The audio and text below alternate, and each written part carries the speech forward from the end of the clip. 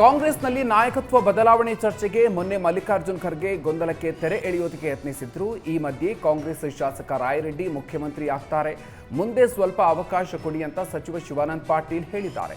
ಮುಖ್ಯಮಂತ್ರಿ ಬದಲಾವಣೆ ವರಿಷ್ಠರು ಮಾಡಿಕೊಳ್ತಾರೆ, ಮುಖ್ಯಮಂತ್ರಿ ಕುರ್ಚಿ ಭದ್ರಾನ ಅನ್ನೋ ಪ್ರಶ್ನೆಗೆ ಶಿವಾನಂದ ಪಾಟೀಲ್ ಪ್ರತಿಕ್ರಿಯಿಸಿದ್ದು, ಮುಖ್ಯಮಂತ್ರಿನೂ ಬದ್ಧ, ಕಾಂಗ್ರೆಸ್ ಕೂಡ ಭದ್ರ ಅಂತ ಹೇಳಿದ್ದಾರೆ.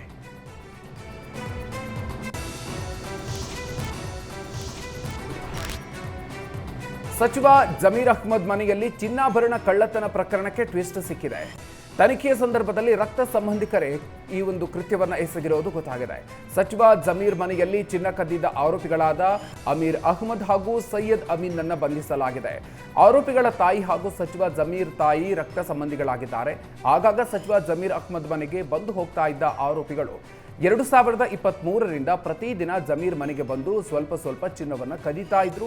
ಹಂತ ಹಂತವಾಗಿ 1.13 ಕೋಟಿ ರೂಪಾಯಿ ಮೌಲ್ಯದ 1 ಕೆಜಿ 200 ಗ್ರಾಂ ಚಿನ್ನವನ್ನು ದೋಚಿದ್ದಾರೆ. ಕಳ್ಳತನದ ಬಳಿಕ ಜಮೀರ್ ಮನೆಗೆ ಬರೋದನ್ನು ನಿಲ್ಲಿಸಿದ ಆರೋಪಿಗಳು ಕಾಲ್ ಮಾಡಿದ್ರು, ರಿಸೀವ್ ಮಾಡದಾಗ ಅನುಮಾನ ಬಂದು ವಿಚಾರಣೆಯನ್ನು ನಡೆಸಿದ್ದು ಪ್ರಕರಣ ಬೆಳಕಿಗೆ ಬಂದಿದೆ. ಟ್ರಾವೆಲ್ಸ್ ಬಿಸ್ನೆಸ್ ಮಾಡ್ತಾ ಇದ್ದ ಆರೋಪಿಗಳಾದ ಅಮೀರ್ ಅಮೀನ್ ಕೊರೋನಾ ಸಂದರ್ಭದಲ್ಲಿ ಲಾಸ್ ಆಗಿದ್ರು. ಎಲ್ಲೂ ಸಾಲ ಸಿಗದ ಹಿನ್ನೆಲೆ ಜಮೀರ್ ಅಹ್ಮದ್ ಮನೆಯಲ್ಲಿ ಲೂಟಿ ಮಾಡಿದ್ದಾರೆ. ಕದ್ದ ಚಿನ್ನವನ್ನ ಅಡವಿಟ್ಟು ರಿಯಲ್ ಎಸ್ಟೇಟ್ನಲ್ಲಿ ಹೂಡಿಕೆಯನ್ನು ಮಾಡಿದ್ದ ಚಾಲಕಿಗಳು ಅಂಧರಾಗಿದ್ದಾರೆ.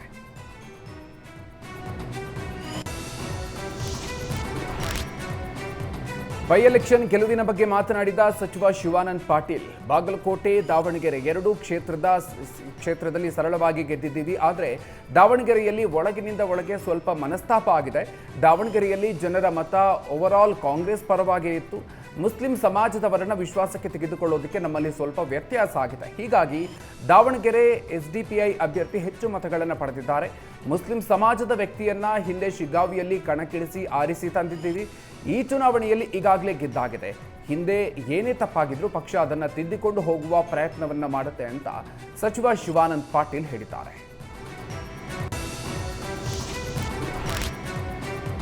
ಪಶ್ಚಿಮ ಬಂಗಾಳದಲ್ಲಿ 15 ವರ್ಷಗಳ ದೀದಿ ಆಡಳಿತ ಕೊನೆಗೊಂಡಿದ್ದು ಬಿಜೆಪಿ ಅಭೂತಪೂರ್ವ ಜಯ ಗಳಿಸಿದೆ.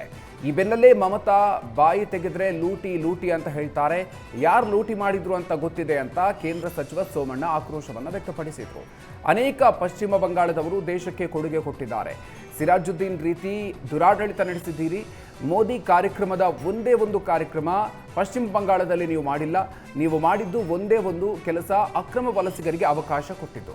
ಭವಿಷ್ಯದಲ್ಲಿ ಬಂಗಾಳದಲ್ಲಿ ಅಭಿವೃದ್ಧಿ ಕೆಲಸವನ್ನ ಮೋದಿ ಮಾಡ್ತಾರೆ ಅಂತ ಸೋಮಣ್ಣ ಹೇಳಿದ್ದಾರೆ.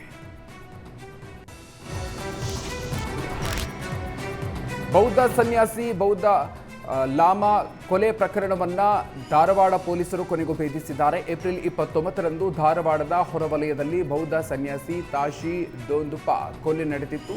ಸನ್ಯಾಸಿ ಬಳಿ ಹಣ ಇದೆ ಅಂತ ಕಿಡ್ನ್ಯಾಪ್ ಮಾಡಿದ್ದು, ಬೌದ್ಧ ಸನ್ಯಾಸಿ ಬಳಿ ಹಣ ಸಿಗದಿದ್ದಾಗ ಕೊಲೆಗೈದಿದ್ದಾರೆ. ಕುತ್ತಿಗೆ, ಮುಖ ಮತ್ತು ಹೊಟ್ಟೆಗೆ ಒದ್ದು ಹತ್ಯೆ ಮಾಡಿದ್ದಾರೆ. ಮಹಾರಾಷ್ಟ್ರ ಮೂಲದ ಹಂತಕರು ಮುಂಡಗೋಡದಲ್ಲಿ ಕೊಲೆ ಮಾಡಿದ್ದು, ಬಳಿಕ ಶವದೊಂದಿಗೆ ಕಾರಿನಲ್ಲಿ ಕೊಲ್ಲಾಪುರದತ್ತ ಪ್ರಯಾಣವನ್ನು ಬೆಳೆಸಿದ್ರು. ಈ ವೇಳೆ ಮಾರ್ಗ ಮಧ್ಯದಲ್ಲಿ ಶವ ಎಸೆದು ಪರಾರಿಯಾಗಿದ್ರು. ಹಂತಕರ ಚಲನವಲನ ಸಿಸಿ ಕ್ಯಾಮೆರಾದಲ್ಲಿ ಗಮನಿಸಿ ಪೊಲೀಸರು ಸೆರೆ ಹಿಡಿದಿದ್ದಾರೆ. ಇದೀಗ ಪ್ರಕರಣದಲ್ಲಿ ಭಾಗಿಯಾಗಿದ್ದ 5 ಆರೋಪಿಗಳ ಪೈಕಿ 3ರನ್ನ ಬಂಧಿಸಿದ್ದಾರೆ. ಸಂಕೇತ್ ಯಾದವ್, ವೈಭವ್ ಚೌಹಾಣ್, ಸಿದ್ದೇಶ್ ಭೂಸ್ಲೆ ಬಂಧಿತರು. ಇನ್ನಿಬ್ಬರು ಆರೋಪಿಗಳಿಗಾಗಿ ಶೋಧವನ್ನು ಮುಂದುವರೆಸಿದ್ದಾರೆ.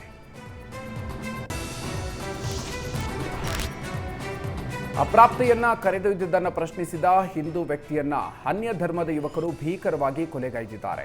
ರಾಯಚೂರು ತಾಲೂಕಿನ ಯಾಪಲದಿನ್ನಿ ಗ್ರಾಮದಲ್ಲಿ ಈ ಘಟನೆಯಾಗಿದೆ. 14 ವರ್ಷದ ಹಿಂದೂ ಬಾಲಕಿಯನ್ನ ಮುಸ್ಲಿಂ ಯುವಕರಾದ ಅಸ್ಲಂ ಹಾಗೂ ಸ್ನೇಹಿತರು ಕರೆದೊಯ್ತಾ ಇದ್ರು. ಈ ಸಂದರ್ಭದಲ್ಲಿ ಸ್ನೇಹಿತನ ಮಗಳನ್ನ ಕರೆದೊಯ್ತಾ ಇದ್ದಿದ್ದನ್ನು ಈಶಪ್ಪ ಪ್ರಶ್ನಿಸಿದ್ರು. ತನ್ನ ಸ್ನೇಹಿತನ ತಮ್ಮನ ಮಗಳು ಅನ್ನೋ ಕಾರಣಕ್ಕೆ ಈಶಪ್ಪ ಪ್ರಶ್ನಿಸಿದ್ರು. ಆಗ ಈಶಪ್ಪನ ಕತ್ತಿಗೆ ವೈರ್ ಅಥವಾ ಹಗ್ಗದಿಂದ ಬಿಗಿದು ಕೊಲೆಗೈದಿದ್ದಾರೆ. ಪರಾರಿಯಾದ ಬಾಲಕಿ ಮನೆ ಮುಂದೆ ಶವ ಇಟ್ಟು ಈಶಪ್ಪ ಕುಟುಂಬಸ್ಥರು ನ್ಯಾಯಕ್ಕಾಗಿ ಹೋರಾಟವನ್ನು ನಡೆಸಿದ್ದಾರೆ.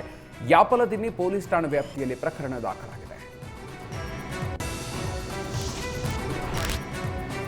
ಕೊಪ್ಪಳ ಜಿಲ್ಲೆಯ ಬಸಾಪುರ ಬಳಿ ಇರುವ ಬಲ್ಡೋಟ ಕಾರ್ಖಾನೆ ವಿರುದ್ಧ ರೈತರ ಹೋರಾಟ ತೀವ್ರಗೊಂಡಿದೆ. ಇಂದು ಬಲ್ಡೋಟ ವಿರುದ್ಧ ತಿರುಗಿ ಬಿದ್ದಿರುವ ರೈತರು ಕಾರ್ಖಾನೆ ಮುಂಭಾಗ ಪ್ರತಿಭಟನೆ ನಡೆಸಿದರು. ಪ್ರತಿಭಟನೆಯಲ್ಲಿ ಕೇವಲ ರೈತರಷ್ಟೇ ಅಲ್ಲದೆ ನೂರಾರು ಕುರಿಗಳು ಮತ್ತು ಜಾನುವಾರುಗಳು ಕಾರ್ಖಾನೆಯ ಬೃಹತ್ ಗೇಟ್ನ ಮುಂದೆ ನಿಲ್ಲಿಸಿ ಪ್ರತಿಭಟನೆ ನಡೆಸಿದರು. ಬಲ್ಡೋಟ ಕಾರ್ಖಾನೆಯ ಆವರಣದಲ್ಲಿರುವ 44 ಎಕರೆ ವಿಸ್ತೀರ್ಣದ ಕೆರೆ ಈಗ ರೈತರ ಪಾಲಿಗೆ ದಕ್ಕದಂತಾಗಿದೆ. ನಮ್ಮ ಕೆರೆಯನ್ನ ಜಾನುವಾರುಗಳಿಗೆ ಮುಕ್ತ ಮಾಡಿ ರೈತರಿಗೆ ಸೇರಬೇಕಾದಂಥ ಭೂಮಿಯನ್ನ ಮರಳಿ ನೀಡಿ ಅಂತ ಆಗ್ರಹಿಸಿ ರೈತ ಸಂಘ ಹೋರಾಟವನ್ನು ನಡೆಸಿದೆ. ಮೇಲುಕೋಟೆ ಶಾಸಕ ದರ್ಶನ್ ಪುಟ್ಟಣ್ಣಯ್ಯ ನೇತೃತ್ವದಲ್ಲಿ ಹೋರಾಟ ನಡೆದಿದೆ.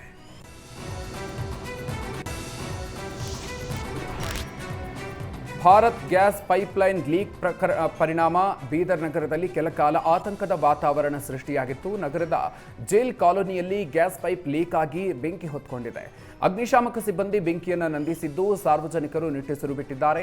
ಭಾರತ್ ಗ್ಯಾಸ್ ಸಿಬ್ಬಂದಿ ವಿರುದ್ಧ ಜೈಲ್ ಕಾಲೋನಿ ನಿವಾಸಿ ಆಕ್ರೋಶವನ್ನು ವ್ಯಕ್ತಪಡಿಸಿದ್ದು, ಭಾರತ್ ಗ್ಯಾಸ್ನವರ ನಿರ್ಲಕ್ಷ್ಯದಿಂದಾಗಿಯೇ ಈ ಅವಘಡ ಸಂಭವಿಸಿದೆ. ಹೆಲ್ಪ್ಲೈನ್ ಕೂಡ ಕೆಲಸ ಮಾಡ್ತಾ ಇಲ್ಲ ಅಂತ ಭಾರತ್ ಗ್ಯಾಸ್ ಸಿಬ್ಬಂದಿಯನ್ನ ಸಾರ್ವಜನಿಕರು ತರಾಟೆಗೆ ತೆಗೆದುಕೊಂಡಿದ್ದಾರೆ. ಭಾರತ್ ಗ್ಯಾಸ್ನವರ ವಿರುದ್ಧ ಎಫ್ಐಆರ್ ದಾಖಲಿಸುವಂತೆ ಒತ್ತಾಯಿಸಿದ್ದಾರೆ.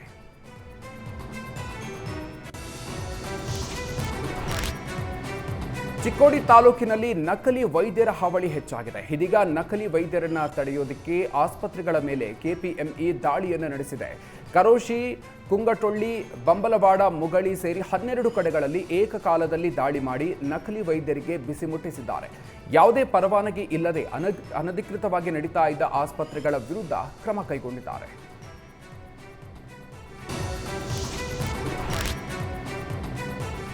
ಮಂಗಳೂರಿನಲ್ಲಿ ಮೈಜಿ ಫ್ಯೂಚರ್ ಕಂಪನಿಯಿಂದ ಬಿಸು ಹಬ್ಬ ಬಂಗಾರದಂಥ ಕೊಡುಗೆಗಳು ಕಾರ್ಯಕ್ರಮದಲ್ಲಿ ಅದ್ದೂರಿಯಾಗಿ ಆಚರಿಸಲಾಯಿತು. ಗೃಹೋಪಯೋಗಿ ವಸ್ತುಗಳಿಗೆ ಹೆಸರಾದ ಫಲ್ಲೀರ್ ಶೋರೂಮ್ನಲ್ಲಿ ಏಪ್ರಿಲ್ 14ರಿಂದ ಏಪ್ರಿಲ್ 20ರವರೆಗೆ ಶಾಪಿಂಗ್ ಮಾಡಿದ ಗ್ರಾಹಕರಿಗೆ ಲಕ್ಕಿ ಡ್ರಾ ಆಯೋಜಿಸಲಾಗಿತ್ತು. 5,000 ರೂಪಾಯಿಗಳಿಂದ ಮೇಲ್ಪಟ್ಟ ಖರೀದಿ ಮಾಡಿದ ಅದೃಷ್ಟಶಾಲಿ ಗ್ರಾಹಕರ ಹೆಸರನ್ನು ಈ ಕಾರ್ಯಕ್ರಮದಲ್ಲಿ ಘೋಷಿಸಲಾಯಿತು.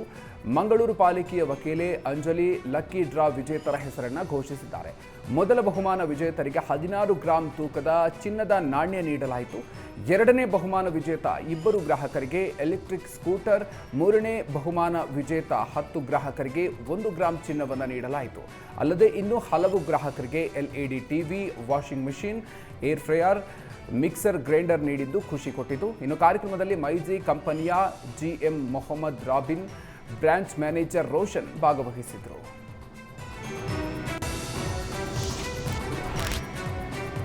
ರಾಜ್ಯ ಸರ್ಕಾರಕ್ಕೆ 3 ವರ್ಷ ತುಂಬಿದ ಹಿನ್ನೆಲೆ ತುಮಕೂರಿನಲ್ಲಿ ಸಾಧನಾ ಸಮಾವೇಶ ಮಾಡುವುದಕ್ಕೆ ಕಾಂಗ್ರೆಸ್ ಸಿದ್ಧತೆ ನಡೆಸಿದೆ. ಮೇ 20ರಂದು ತುಮಕೂರು ನಗರದ ಸರ್ಕಾರಿ ಜೂನಿಯರ್ ಕಾಲೇಜು ಮೈದಾನದಲ್ಲಿ ಸಮಾವೇಶ ನಡೆಯಲಿದೆ. ಸಿಎಂ ಸಿದ್ದರಾಮಯ್ಯ ಸಂಪುಟ ಸಚಿವರು ಸಮಾವೇಶದಲ್ಲಿ ಭಾಗಿಯಾಗಲಿದ್ದಾರೆ. 2 ಲಕ್ಷಕ್ಕೂ ಅಧಿಕ ಫಲಾನುಭವಿಗಳಿಗೆ ವಿವಿಧ ಇಲಾಖೆಗಳ ಸವಲತ್ತುಗಳ ವಿತರಣೆ ಮಾಡಲಾಗುತ್ತೆ. ಈ ವೇಳೆ 200ಕ್ಕೂ ಹೆಚ್ಚು ಕಾಮಗಾರಿಗೆ ಶಂಕುಸ್ಥಾಪನೆ ಮಾಡಲಾಗುತ್ತೆ. ಈಗಾಗಲೇ ಸಚಿವ ಪರಮೇಶ್ವರ್ ನೇತೃತ್ವದಲ್ಲಿ ಜಿಲ್ಲಾ ಮಟ್ಟದ ಅಧಿಕಾರಿಗಳ ಸಭೆ ನಡೆಸಿದ್ದು, ಕಾರ್ಯಕ್ರಮದ ಸಿದ್ಧತೆ, ರೂಪುರೇಷೆಯ ಬಗ್ಗೆ ಚರ್ಚೆ ನಡೆಸಿದ್ದಾರೆ.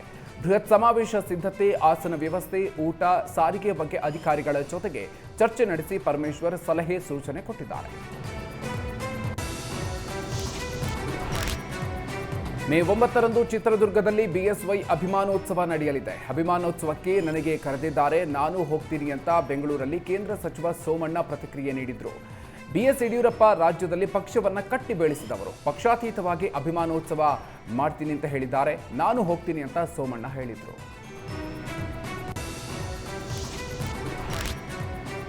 ಚಿತ್ರದುರ್ಗದಲ್ಲಿ ಮೇ 9ರಂದು ಯಡಿಯೂರಪ್ಪ ಅಭಿಮಾನೋತ್ಸವ ಹಿನ್ನೆಲೆ ರಾಯಚೂರಿನಲ್ಲಿ ಸಮಾರಂಭದ ಪೋಸ್ಟರ್ ಬಿಡುಗಡೆ ಮಾಡಲಾಯಿತು. ಯಡಿಯೂರಪ್ಪ ಅಭಿಮಾನಿ ಸಂಘದ ನೇತೃತ್ವದಲ್ಲಿ ಬಸವೇಶ್ವರ ಕಾಲೋನಿಯ ಈಶ್ವರ ದೇವಸ್ಥಾನದಲ್ಲಿ ಪೋಸ್ಟರ್ ಬಿಡುಗಡೆ ಮಾಡಿದರು. ಈ ಸಂದರ್ಭದಲ್ಲಿ ರಾಯಚೂರು ನಗರ ಶಾಸಕ ಡಾಕ್ಟರ್ ಶಿವರಾಜ್ ಪಾಟೀಲ್, ಮಾಜಿ ಶಾಸಕ ತಿಪ್ಪರಾಜ್ ಹವಾಲ್ದಾರ್, ಬಿಜೆಪಿ ಜಿಲ್ಲಾಧ್ಯಕ್ಷ ವೀರನಗೌಡ ಲೆಕ್ಕಹಾಳ ಸೇರಿ ಹಲವರು ಭಾಗಿಯಾಗಿದ್ದರು.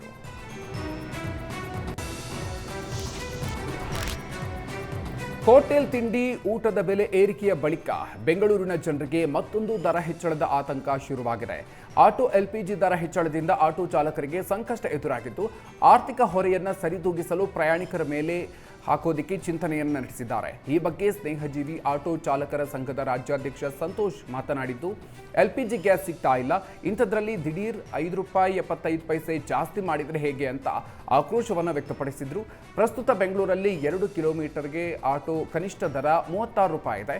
₹36ಇಂದ ₹50 ಹೆಚ್ಚಳಕ್ಕೆ ಆಟೋ ಚಾಲಕರು ಒತ್ತಾಯಿಸಿದ್ದಾರೆ. ಆಟೋ ಪ್ರಯಾಣಿಕರ ದರ ಹೆಚ್ಚಳ ಮಾಡದಿದ್ರೆ ಬೆಂಗಳೂರು ಬಂದ್ ಮಾಡುವ ಎಚ್ಚರಿಕೆಯನ್ನ ಕೊಟ್ಟಿದ್ದಾರೆ.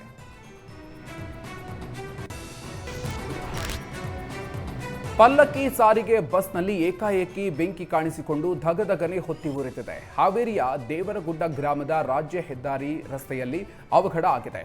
ಅದೃಷ್ಟವಶಾತ್ ಚಾಲಕನ ಸಮಯ ಪ್ರಜ್ಞೆಯಿಂದ 17 ಮಂದಿ ಪ್ರಯಾಣಿಕರ ಜೀವ ಉಳಿದಿದೆ. ಅಗ್ನಿ ಹೊತ್ತಿಕೊಳ್ತಾ ಇದ್ದಂತೆ ಬಸ್ ಚಾಲಕ ಫಕೀರಪ್ಪ ಪ್ರಯಾಣಿಕರನ್ನ ಕೆಳಗಿಳಿಸಿ ಜೀವ ಉಳಿಸಿದ್ದಾರೆ. ಬೆಂಗಳೂರಿನಿಂದ ಗದಗದ ಕಡೆಗೆ ಹೊರಟಿದ್ದ ಬಸ್ನಲ್ಲಿ ಅಗ್ನಿ ಕಾಣಿಸಿಕೊಂಡಿದ್ದು, ಬೆಂಕಿಯನ್ನು ನಂದಿಸೋದಕ್ಕೆ ಅಗ್ನಿಶಾಮಕ ಸಿಬ್ಬಂದಿ ಹರಸಾಹಸ ಪಟ್ಟಿದ್ದಾರೆ. ಸ್ಥಳಕ್ಕೆ ರಾಣೆಬೆನ್ನೂರು ಗ್ರಾಮೀಣ ಪೊಲೀಸರು ಭೇಟಿ ನೀಡಿ ಪರಿಶೀಲನೆ ನಡೆಸಿದ್ದಾರೆ.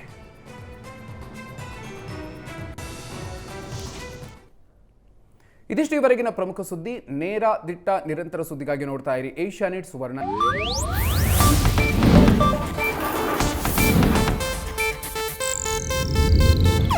ಇದು ಏಷ್ಯಾನೆಟ್ ನ್ಯೂಸ್ ನೆಟ್ವರ್ಕ್ ಪ್ರಸ್ತುತಿ.